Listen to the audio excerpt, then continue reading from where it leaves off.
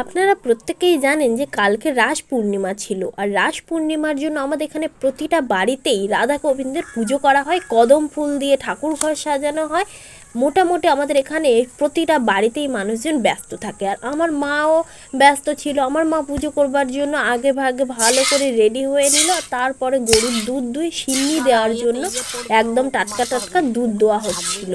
তো আমার মা তো পুজো করবার জন্য মোটামুটি রেডি হয়েছিল, শুধু আমাদের বাড়িতে ব্রাহ্মণ আসেনি, তো সেই জন্য আমার মাই সমস্ত পুজো করেছিল, আর আমার বাবা এখানে গরুগুলোকে হ্যান্ডেল করছিল। মেনি কই বুদ্ধি কই মামাতা কই ভুদ্রি ও ভুদ্রি কান ধরে টিপে দেবো। ইনি হচ্ছে আমাদের বাড়ির ভদ্রি, যাকে ছাড়া আমি এক মুহূর্তও চলতে পারি না। আর এটা হচ্ছে সন্ধে সন্ধে হওয়ার মুহূর্ত, যখন পূর্ণিমার একটা গোল রুটির মতন থালার মতন একটা বড় চাঁদ উঠেছিল, আর আমার মা এদিকে পুজো করতে বসে গেছিল ফল মূল কেটে। আর আমাদের ঠাকুর ঘরটা এতটা সুন্দর লাগছিল কি বলবো। আর ওই যে কদম ফুলগুলো দেখা যাচ্ছে ডান্ডা ডান্ডা, ওগুলো দিয়ে আমাদের পুজো মাস্ট করতে হয়, ওগুলো ছাড়া রাস পূর্ণিমা হয়ই না।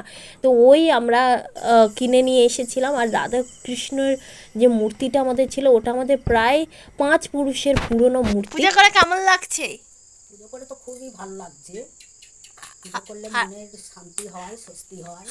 আজকে যে ব্রাহ্মণ আসেনি, তুমি যে একা একা পুজো করলে, সেটা সম্পর্কে কি বলতে চাও?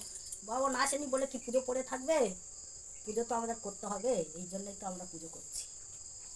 কদম ফুল দিয়ে পুজো করতে হয় কারণ শাস্ত্রে আছে নাকি কৃষ্ণ এবং রাধা কদম গাছের গোড়াতেই তারা নাকি রাসলীলা করে বেড়াতো। তো আমরা এখন কদম ফুল যেহেতু পাই না, সেই জন্য আমরা আর্টিফিশিয়াল কদম ফুল দিয়েই আমরা পুজো করি। আর এদিকে মায়ের পুজো করা কমপ্লিট হয়ে গেছিলো, আর তারপর আমাদের সবাইয়ের মাঝখানে সিন্নি আর প্রসাদ আমাদের সবাইয়ের মাঝখানে ভাগ বাটোয়ারা করে দিচ্ছিল। আর সিন্নিটা খেতে ভীষণ টেস্টি হয়েছিল।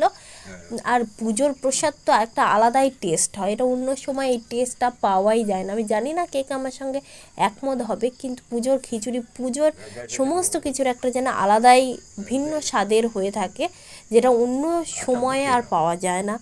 তো যাই হোক, আজকে ভিডিওটা কেমন লাগলো জানিও। আর এর পরে যে একটা চাঁদ দেখবে, ওটা হচ্ছে আমি জলের ওপরে চাঁদের ছবিটা পড়েছিল, আর আমি হচ্ছে জল থেকে আর চাঁদ ওই দুটোকে একসঙ্গে তুলবার চেষ্টা করেছিলাম।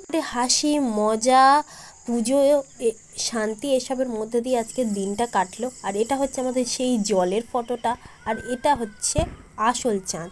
টাটা।